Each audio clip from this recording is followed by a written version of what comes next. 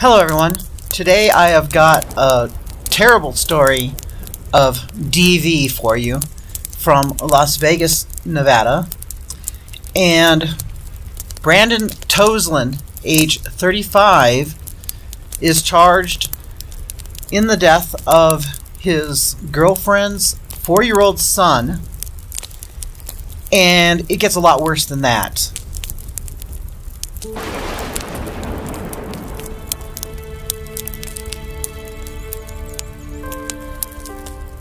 In January of 2021, 29-year-old Elijah Dominguez passed away from pneumonia, leaving behind his young wife and 2 children. The at that time 3-year-old son Mason Dominguez and a now 7-year-old daughter, and Daja Maldonado is the mother of Mason and the widow of Elijah. Elijah's friend Brandon Toseland swept in like a knight in shining armor, and Daja was struggling with bills and stuff, trying to make ends meet, was in a terrible place, having lost the love of her life. And so here's this guy sweeping her off her feet, helping out, offered to let the family move in with him. And so in March, she and the kids moved in with him. And Brandon, to her, I guess he probably just seemed like he was sweeping her off her feet, but what he was doing was separating her from her family and her friends. He was jealous and controlling, and got more and more so, the classic DV stuff, all the classic red flags, so that before she knew it, she did not have access to her own phone. He had taken over all her social media. He was doing all the texting on her phone, all the postings to Facebook and stuff like that. Everything was controlled by Brandon, and he had put locks on all the doors in the house. He would watch her go to the bathroom. He was the only one with the keys to any of the rooms. He could lock people in their rooms. He kept her and her kids separate from each other. And when December rolled around is when everything went to poo. Even worse than that. Because in December, Mason fell ill on December 11th, and Brandon told Daja that Mason's sick. I'm going to take him to the master bedroom, and I'll quarantine with him. And he kept her and the little girl separate, and he wouldn't let her see Mason. And then eventually he told her that Mason had passed away, but he wouldn't let her see Mason's body. And of course he did not contact authorities. He had motion detectors installed in the house. The windows were all blocked. She was kept handcuffed, duct taped, or tied whenever he wasn't with her. And when they would leave the house to take the 7-year-old girl to school, she would be the mom would be handcuffed to the car. And she got more and more worried that something was going to happen to her daughter next. She knew she needed to get out of the situation. So while she's trying to think what could be done, she found some Post-it notes in the car.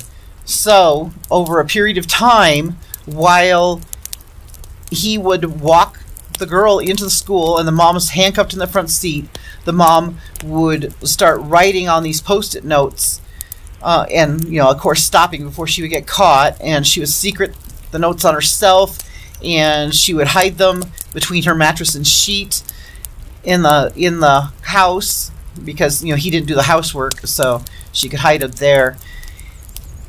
And she was trying to figure out how she was going to get these notes out. Finally, on February 20th, for some reason, unknown to her or to anybody, Brandon agreed to let her spend the night with her daughter. And so the 7-year-old girl got instructed by her mom, okay, these post-it notes, you need to not let Brandon catch you with them. Don't let Brandon know. When you go to school, we're going to put these notes in your sock, under your foot, in your shoe. And when you get inside the school, when Brandon's not with you, give the notes to your teacher so that we can get help. And so, on February 22nd, when the little girl went to school, after Brandon left, she gave the notes to her teacher. And, you know, the teacher contacted the administration, and they all contacted the police.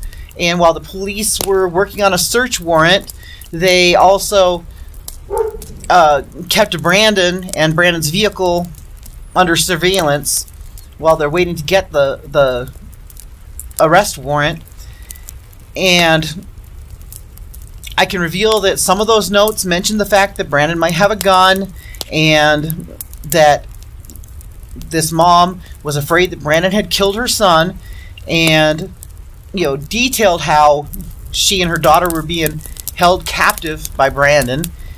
And so anyway, police saw Brandon leave the house with the mom, and the mom was in the front seat next to him, and they were able to pull him over for a vehicle violation. I don't know, you know, if he sped or didn't use a turn signal or what he did, but they were able to pull him over for a traffic stop. And, you know, there was handcuffs there and everything. The whole story checked out. They talked to the mom, got her safely away from Brandon, took Brandon into custody. The mom verified everything in the post-it notes and gave them more details, including the fact that Brandon had told her she could not go into the garage. And, you know, when they went into the garage, they found a freezer, and inside that freezer was where they found the remains of 4-year-old Mason in garbage bags covered with food and cardboard boxes. And it's just horrible. They believe he's been there since December. And also, they discovered this giant hole in the backyard of the home. The neighbors say that they never saw any digging going on, but that they did notice that the hole just kept getting bigger. This hole is very large. It's 8 feet deep. Brandon had been digging this hole and putting the dirt into a U-Haul truck that was parked in front of the house so that, you know, people wouldn't, I guess, see the dirt or whatever, trying to keep it all secretive. Spooky thing is, that hole is plenty big for not just Mason, but for his mother and his sister, which I think is probably what would have ended up in that hole if it hadn't been for the mom and the little girl getting those post-it notes out. And I've been running a number in this video all along, and I'll also have it in the description. It's for anyone who is experiencing DV in Clark County. It's the number to call. And you don't let this happen to you. Don't let this happen to your friends, your relatives. Watch out for each other.